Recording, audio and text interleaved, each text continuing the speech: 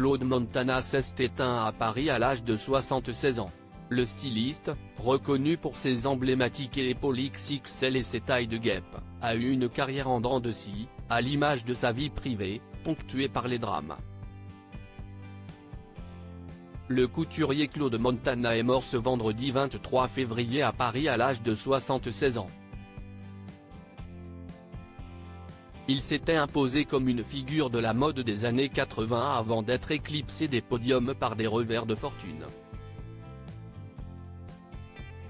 Il s'est notamment fait connaître grâce aux épaules XXL et aux tailles de guêpe, sa signature dans le monde de la mode. Une carrière faite de très haut et de très bas, comme le disait lui-même le styliste, reconnaissable à son éternel look Easy Rider blouson, pantalon de cuir et Santiago. Révélé dans les années 70, coqueluche des années 80, il connaît la consécration en franchissant en 1990 les portes de la maison Lanvin, qui fête alors ses 100 ans. Il y récolte coup sur coup de d'or, la plus haute distinction dans le monde de la mode. Il traverse par la suite des difficultés financières et personnelles et disparaît du devant de la scène au tournant des années 2000. Né le 29 juin 1947 à Paris, Claude Montana, son vrai nom, grandit dans un milieu aisé. Mère protestante allemande, père d'origine catalane. Élève au lycée Condorcet, il n'a pas du tout l'intention de suivre le studieux parcours de son frère aîné. Après le bac, il est figurant à l'Opéra de Paris avant de filer en Angleterre, attiré par le swing London marginal. Ses parents désapprouvent ses choix et son mode de vie et coupent les ponts. Définitivement, le succès de leur fils n'y changera rien. Il restera en revanche très proche de Jacqueline, sa sœur cadette qui l'accompagnera dans ses projets professionnels et sera son assistante pendant des années. À Londres, le jeune homme blond à la moustache frisotante se lance dans la confection de bijoux en papier mâché. Il est remarqué par le magazine Vogue mais le succès n'est pas vraiment au rendez-vous et il n'a pas de permis de travail. Paris et l'arrivée du succès. De retour à Paris, il est modéliste chez le spécialiste du cuir, Mac Douglas. Mon métier, si est-il la mode, se dit-il alors. Premier défilé en 1975. Il fait tout de suite un tabac avec ses couleurs flashy et ses tenues extravagantes aux épaules de rugbyman.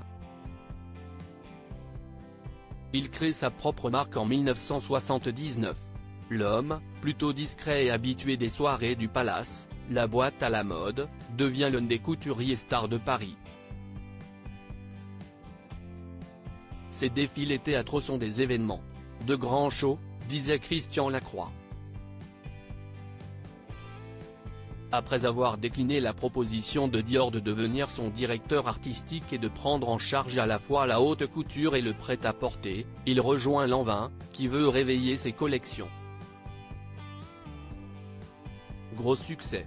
Comme Jean-Paul Gaultier et Thierry Mugler avant lui, il lance lui aussi son parfum, qui ne marche pas très bien. Sa collaboration avec Lanvin s'achève en 1997, il fait faillite et doit céder sa marque.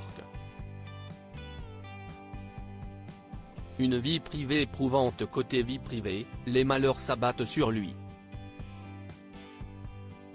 Alice Franken, son mannequin fétiche qu'il a épousé quelques années plus tôt, meurt en se défenestrant de leur appartement en 1996.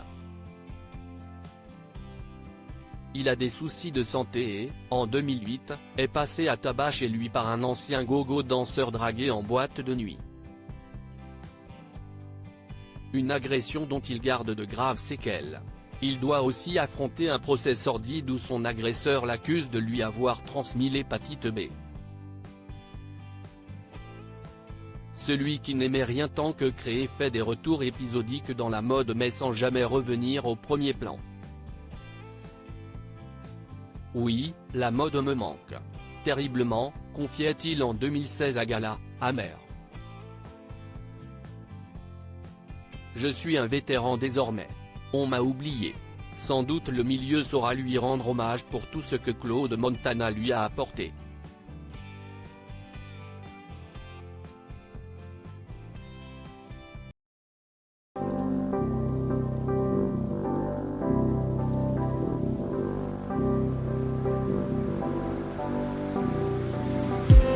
I just need